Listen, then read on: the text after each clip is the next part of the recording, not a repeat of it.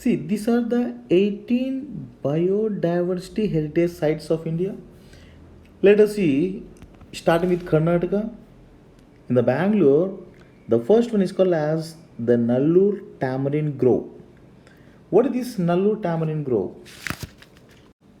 This Nallur Tamarind Grove is a biodiversity heritage site spread over 54 acres with more than 300 trees in the city of Bangalore, which is believed to be a relic of the Chola dynasty, which ruled almost all 800 years ago.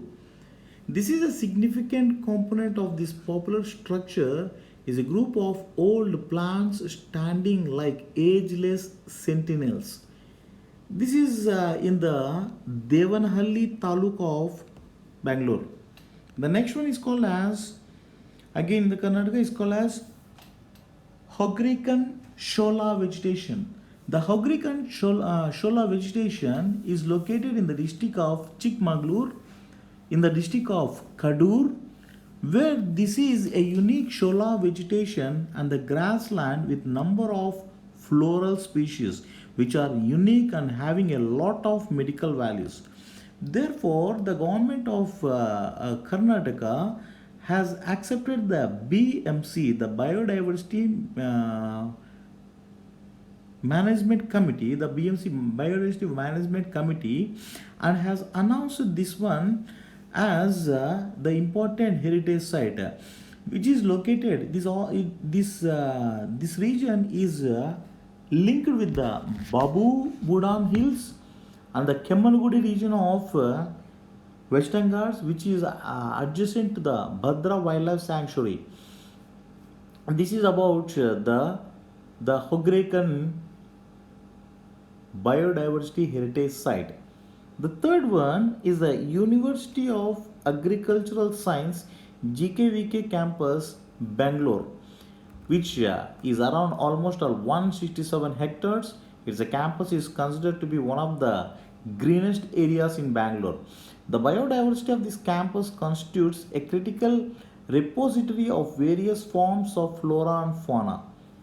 The next one is called as Ambaraguda. Ambaraguda. The next one is called as Ambaraguda, which is located in the district of Shimoga with a huge area of almost all 3,800 hectares of land. This is a revenue land located between the Sharavati Wildlife Sanctuary and Someshwara Wildlife Sanctuary, where you can find the Shola vegetation with its primitive vegetation in the Western Ghats. Then the next one is called as the Glory of Allapalli, which is located in the Gadchiroli district of Maharashtra. This is the smallest area with just 6 hectares of land. This is a reserved forest being preserved as a natural forest having biological, ethnical, and the historical value. The next heritage site is Tonglu Biodiversity Heritage Sites, which is in the district of Darjeeling with the area of almost some 230 hectares. This Tonglu Biodiversity Heritage Sites is a hub of highly medicated plants. The next one again in the Darjeeling region, again in the Darjeeling region, nothing but the West Bengal region, is called as Dotre, Dhotrey, Dotre Biodiversity Heritage Sites, heritage site with almost all 180 hectares of land. Again, it's a medicated plant conservative area. The next very important one, which is in the state of in the northeastern region, it is called as Dailong village. It is the entire village that is present here is called as the Dailong village in the district of Tamenglong in the state of Manipur with an area of 11 square kilometers. This is having a rich floral value.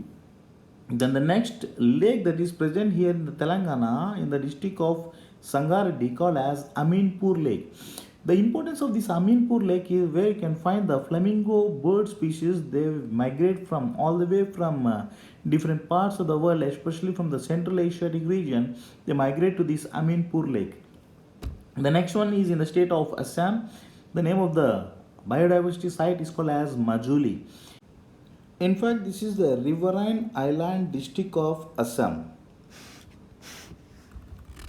This is the world's first riverine district located in the located in the state of Assam in India.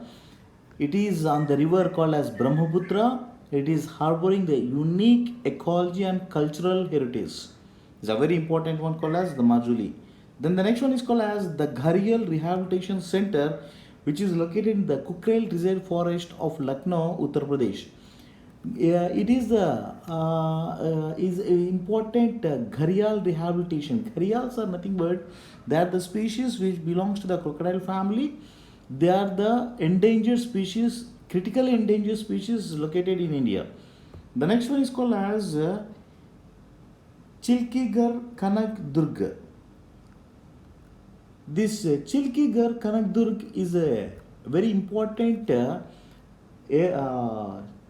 a sacred grove which is located in the remnant forest is a traditional which is having a traditional belief and taboos of local inhabitants, and it is rich in biodiversity covering an area of 55 acres of land in Jharkhand district of West Bengal. It is in the Jharkhand district of West Bengal. The 13th one is called as Kaulaukur Siam Kimling is called as the very important mosaic of natural habitation along with a significant diversity in the life forms. It is also a sacred grove in the Meghalaya state, in the state of Meghalaya. The next one is called as Mandasaru. This Mandasaru grove is a abode of 1560 species of plants and animals with a very great medicated facility in the Khandmal in the Khandmal district of Odisha. The next one, the 15th one is called as Purvatali Roy, which is located in the northern Goa. This is again a very important sacred guru of Goa. The 16th one is the Naro Hills. The 16th one, the Naro Hills, located in the Satna district of Madhya Pradesh. It is a unique and varied geology and it supports a large number of ecosystems and species of flora and fauna. The next one, the seventh one, is called as the Patalkot. It's called as Patalkot in the Chindwara district of Madhya Pradesh, where it occupies the area of 8,360 hectares of land. It's a terrain of more than 1,700 feet deep valley and ecosystem of estimated age of 6 million years, and species are of rare flora and fauna including the bryophytes and the pteridophytes. The last one, the 17th one, is called as Asramam. It is called as the Asramam in the Kollam district of Kerala. These biodiversity heritage sites host a unique diversity of mangrove species with diverse flora and fauna. These are all the very important heritage sites of India. Sites. Based on the Aichi biodiversity targets, which are enlisted in the Nagoya Protocol, the Government of India, since it is a signatory for Convention on Biodiversity, has enlisted 12 national biodiversity targets. Covering all the 20 IHO biodiversity targets, the Government of India has framed 12 national biodiversity targets. What are these 12 national biodiversity targets? Let us see the 12 national biodiversity targets of India.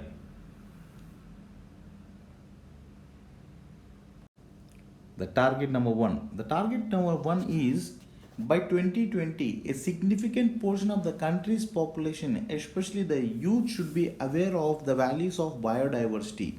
This is the first target, which is also the Aichi target. Here comes the related strategic goal Aichi targets. Here the Indian National Biodiversity Goal target, biodiversity target. This column is India's national biodiversity target. This is the relative target of Aichi. The second target, by 2020, the values of biodiversity are integrated in the national and the state plan processes. Again, this is related to the second one, which is necessary for the poverty elevation strategy. This is a very important target. The second Aichi target and the second national biodiversity target is alleviation of the poverty. The third one, this third target overlaps with the fifth target and the 15th target of the Aichi. The strategies for reducing rate of degradation, fragmentation, and loss of natural habitation. In fact, this is talking about the loss of natural habitation, natural habitat. Then the fourth biodiversity target, which is overlapping with the ninth target of Aichi, by 2020, invasive alien species and the pathways are identified and strategies to manage them developed so that population of prioritizing invasive species are managed. It is talking about the invasive alien species where they need to be controlled so that the biodiversity can be saved. The next one, the fifth target, it measures the adoption for the sustainable management of agriculture, forest and fisheries. Means what? Measures needs to be adopted for the sustainable management of agriculture, then the forestry and fisheries, which is the sixth, seventh and eighth target of H's.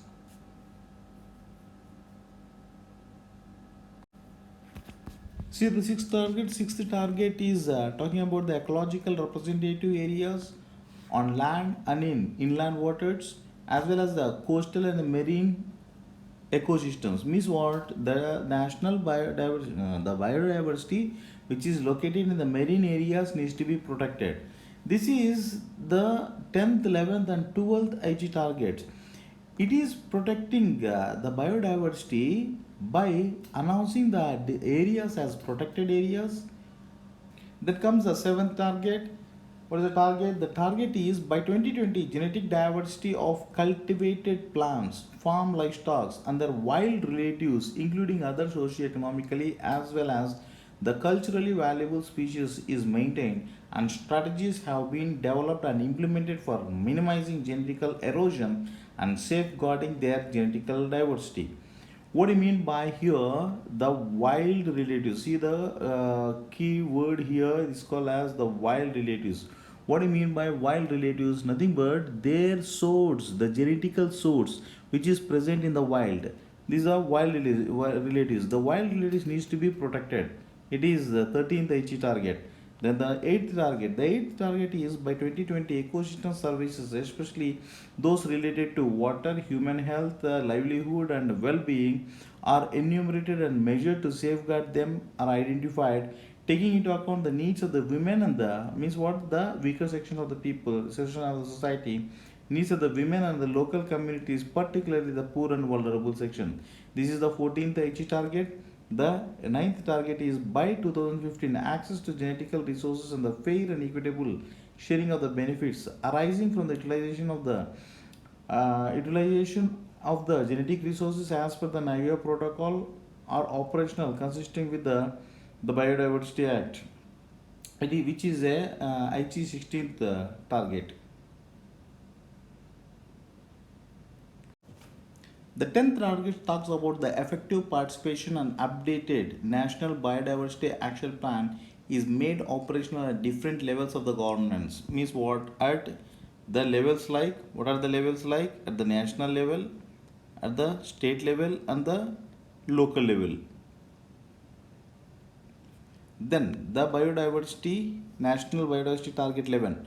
By 2020, national initiatives under communities' traditional knowledge relating to biodiversity are strengthened with a view to protecting this knowledge in accordance with the national legislation and the international obligation, which is 18th target on under HE. The last target is the 12th target By 2020, opportunities to increase the availability of the financial, human, and technical resources to facilitate effective implementation of the strategic plan for biodiversity 2011-20 and the national targets are identified and the strategy for the resource mobilization needs to be adopted, which comes under the 19th and 20th targets of IG. You see, the all the national biodiversity target. There are 12 national biodiversity target. No need to by heart all these 12 national bio targets. These national biodiversity targets, which are 12, needs to be satisfied within the target of 2011-2020, and how far the government of India has achieved these national biodiversity targets timely is being reported in a form of national reports. All the targets will be, the achievement of the targets will be submitted to the CBD, Convention on Biodiversity, through the reports called as national reports, which are popularly called as NR. Recently, the government of India has submitted its sixth report, which is called as NR6, where it has said that all the 12 biodiversity targets are being almost all achieved, some are overachieved, some are about to achieve, and the last two targets where the government is striving very hard, and it government of India is having all confidence by the time it is 31st December 2020 we are going to achieve. These are the targets and the achievements of the targets which are given in the National Report 6. Let us see the National Report 6, which was submitted by the government of India in the year 2018 December. This is the latest report submitted by the government of India to the CBD. The sixth national report to the CBD. India submitted its sixth national report to the Convention on Biodiversity during the inaugural session of the meeting of State Biodiversity Board organized by the National Biodiversity Authority. This report highlights that achieving 12 national biodiversity targets set under the convention process. See the developments. See the developments. The first five countries. What is the one? Out of all the world countries, India stood among the first five countries in the world, and it is first in Asia and first in the group called as mega diverse nations. It has submitted the sixth report to the Convention of Biodiversity in the year 2018 in the month of December. This is the latest report submitted to the CBD by the Government of India.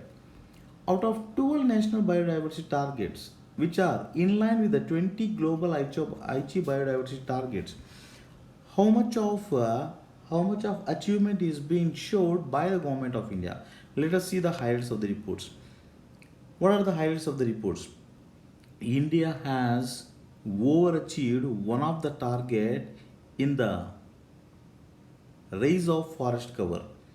According to the 15 state forest report, where the government of India is having more than 20% of its geographical region under the forest. This is the first achievement, where the Aichi target said that you should be having the area under forest just 17%, but we have overachieved this target.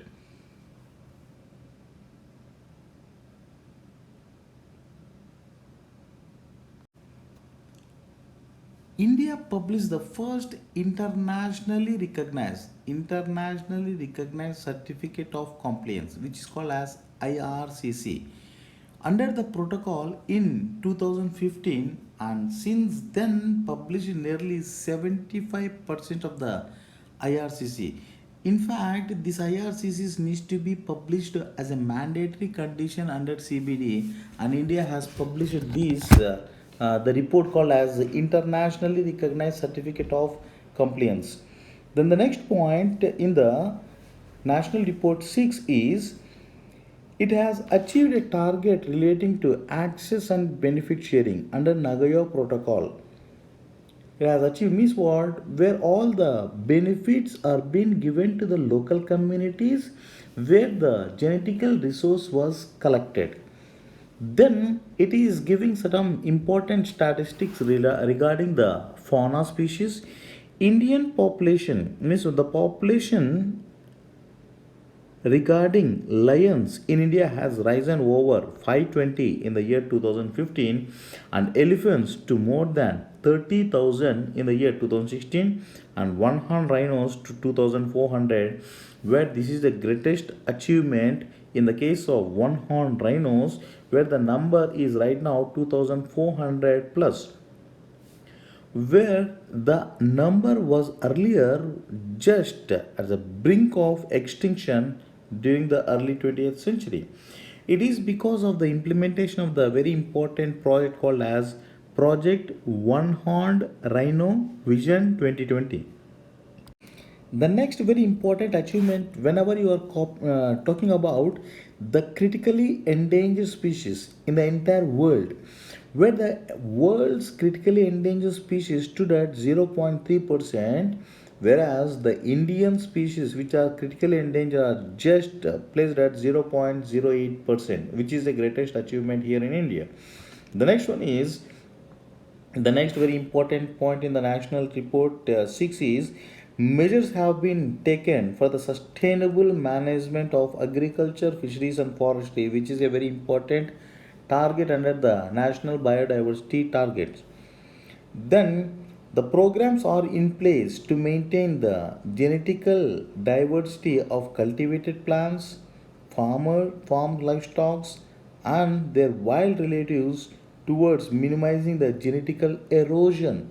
Loss means what? The loss of genetical resource and safeguarding the genetical diversity.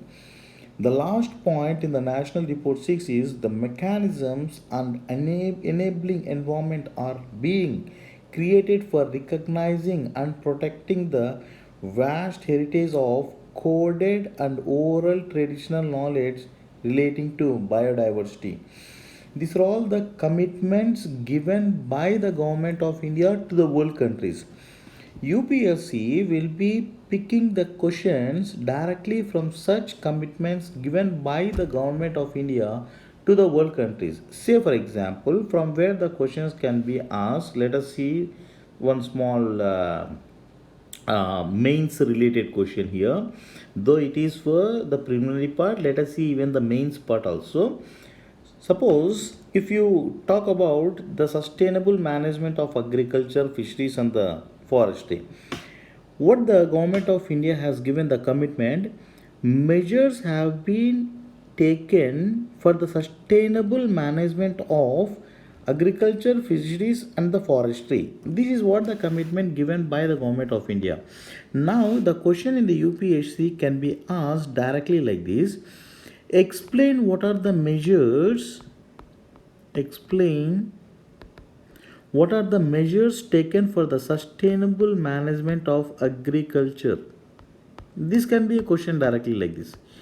Whenever you are seeing the question individually, we feel like this is not a big question, but from where the question has been taken up, the people can't understand, but it is the direct point which is being copied from the national report 6, which is a commitment given by the government of India to the world countries. The question can be directly asked like this: for this, what should be the answer?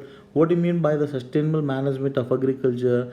Where the government of India has introduced many programs for the management of agriculture, like Rashtriya Pradhan Mantri Krishi Sinchai Yojana, then the more crops per drop, also Har Khet Ko Pani. You need to add all these important inputs for such type of questions. This is all about the national, sorry, not the national, is a convention on biodiversity and India. First of all, we have seen the Convention on Biodiversity and what are the rules, what are the frameworks, what are the protocols. We have seen the Cartagena Protocol, then the Nagoya Protocol, and India's response to the Convention on Biodiversity. This is all about the Convention on Biodiversity. Thank you. Have a wonderful day.